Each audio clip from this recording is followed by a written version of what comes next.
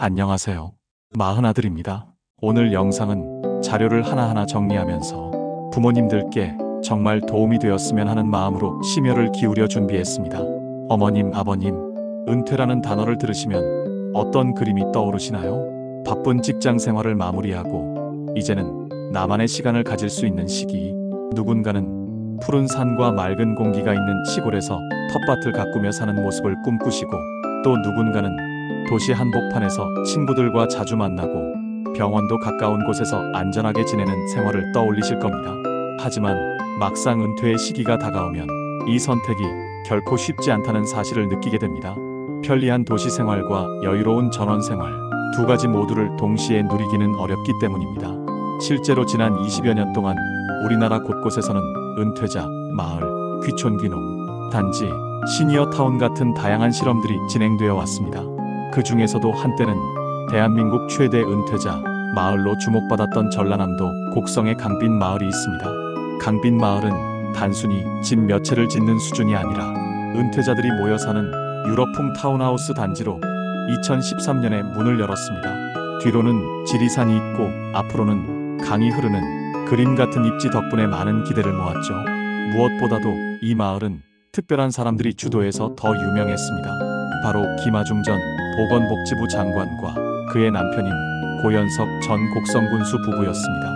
이 두 분은 은퇴자 마을을 만들어서 도시로 빠져나갔던 사람들이 농촌에 다시 들어와 살면서 공동체를 이루도록 돕고 싶었습니다. 또 사라져가는 농촌 인구 문제도 막을 수 있기를 바랐던 것이죠. 그런데 이 마을은 단순히 집을 짓는 데서 그치지 않았습니다. 주거 공간뿐만 아니라 관광객이 머물 수 있는 펜션지구, 또 식당과 카페, 편의점, 문화관까지 갖춘 작은 마을 형태로 조성되었습니다. 은퇴 후 생활과 수익 창출을 동시에 가능하게 하자는 아이디어였던 겁니다. 들으시기만 해도 혹하실 수 있습니다. 아, 저런 곳에서 살면 얼마나 좋을까. 하지만 현실은 달랐습니다. 처음에는 국내 최대 은퇴 마을이라며 언론에서도 많이 다뤘지만 막상 입주자를 모집하려고 하니 지원자가 많지 않았습니다. 서울 거주자들을 대상으로 조사해보니 응답자의 60% 이상이 은퇴 후에도 서울에 계속 살고 싶다고 했습니다. 병원과 대형마트, 문화시설이 가까운 곳이 필요하다는 이유였죠. 결국 강빈 마을은 기대와 달리 분양이 잘 이루어지지 않았습니다. 특히 나이가 들수록 의료 접근성은 아주 중요한 문제입니다. 강빈 마을에서 가장 가까운 응급실은 26km나 떨어져 있었고 대형 대학병원까지는 차로 40분 이상 걸렸습니다. 이 점은 많은 분들에게 큰 걸림돌이 되었습니다. 그럼에도 불구하고 강빈 마을은 펜션 사업을 통한 관광 수익 그리고 공동체 생활을 내세우며 도전을 이어갔습니다.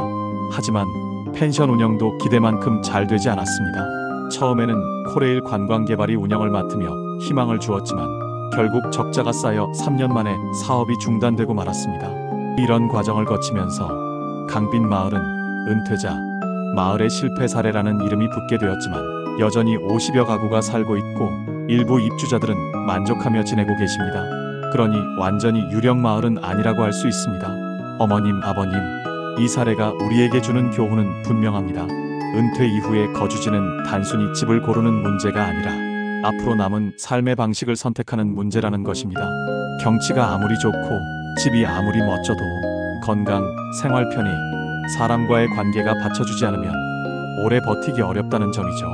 어머님, 아버님, 이제부터는 조금 더 구체적으로 은퇴 후 거주지를 고를 때 어떤 점들을 꼼꼼히 따져보셔야 하는지 함께 살펴보겠습니다. 먼저 가장 중요한 것은 의료 접근성입니다. 은퇴 이후에는 아무래도 병원을 찾을 일이 점점 많아집니다.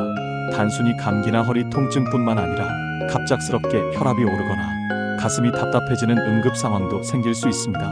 그럴 때 집에서 가까운 곳에 응급실이 있는 병원이 있는지가 생명과 직결되는 문제로 이어질 수 있습니다. 실제로 시골 전원주택에서 살고 싶어 하시던 분들이 가장 큰 고민으로 꼽는 것도 이 부분입니다. 강빈 마을의 경우도 아무리 경치가 좋아도 가까운 곳에 큰 병원이 없다 보니 나이가 들수록 불안해지는 분들이 많았던 겁니다. 그래서 요즘 시니어분들께서 귀촌을 하시더라도 읍내나 시내와 가까운 지역을 선호하십니다. 산속 깊은 곳보다는 차로 10분이면 병원에 갈 수 있는 곳이 낫다, 이렇게 말씀하시죠. 두 번째로 중요한 것은 생활편의 시설입니다. 마트나 전통시장, 약국, 은행, 우체국 같은 기본 시설들이 가까워야 합니다. 처음에는 자가용을 운전하시니 크게 불편함을 못 느끼실 수 있지만 나이가 들어 운전이 어렵게 되면 걸어서 갈 수 있는 거리 또는 대중교통으로 쉽게 접근 가능한 곳이 얼마나 중요한지 몸소 느끼게 되십니다. 특히 혼자 계실 경우에는 더더욱 그렇습니다. 세 번째는 사회적 관계입니다. 사람은 누구나 나이가 들어도 교류와 소통이 필요합니다. 친구가 옆집에 있고 함께 산책할 수 있는 이웃이 있다는 것은 단순한 즐거움이 아니라 외로움과 우울증을 예방해주는 가장 큰 힘이 됩니다. 은퇴 후에 도시에서 계속 사는 것을 선택하는 이유 중 하나도 바로 이 대목입니다.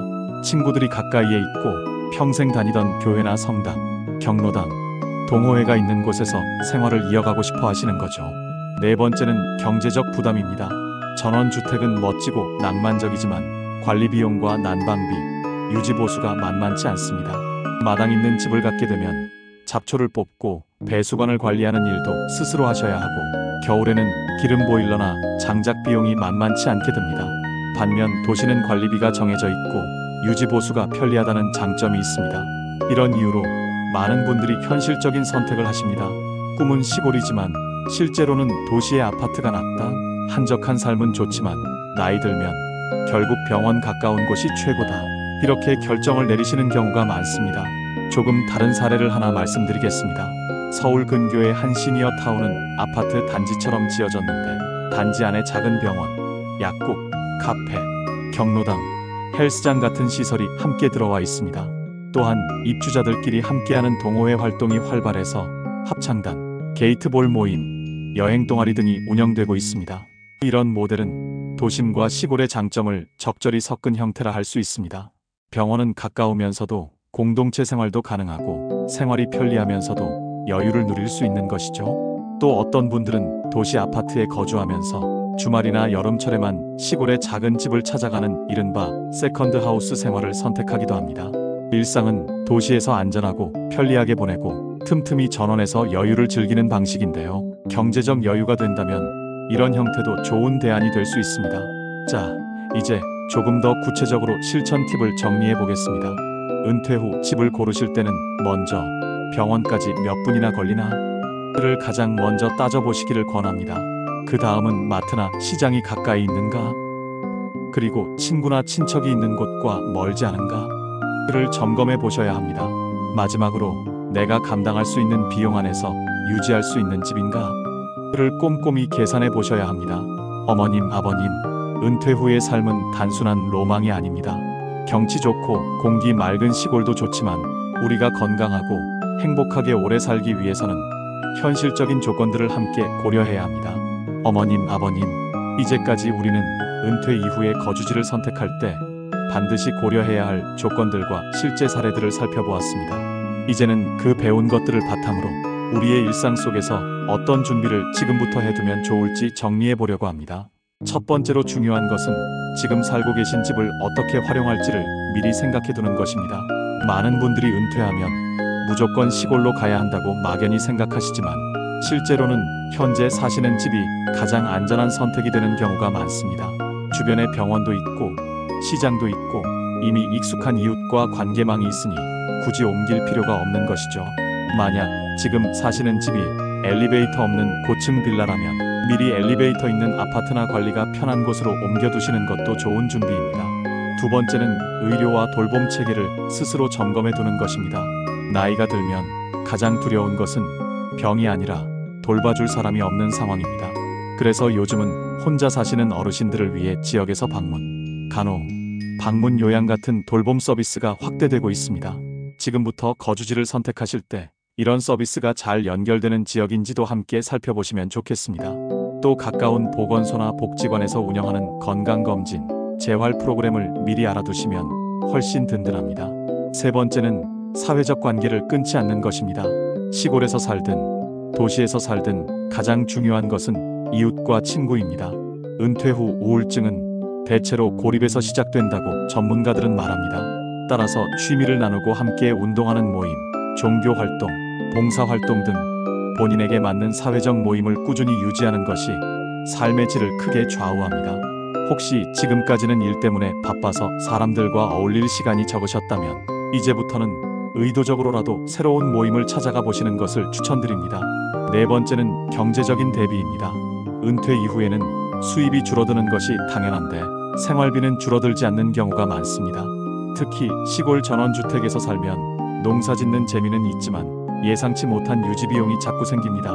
따라서 어디서 살든 안정적으로 생활비를 감당할 수 있는 구조를 미리 마련해 두는 것이 필요합니다.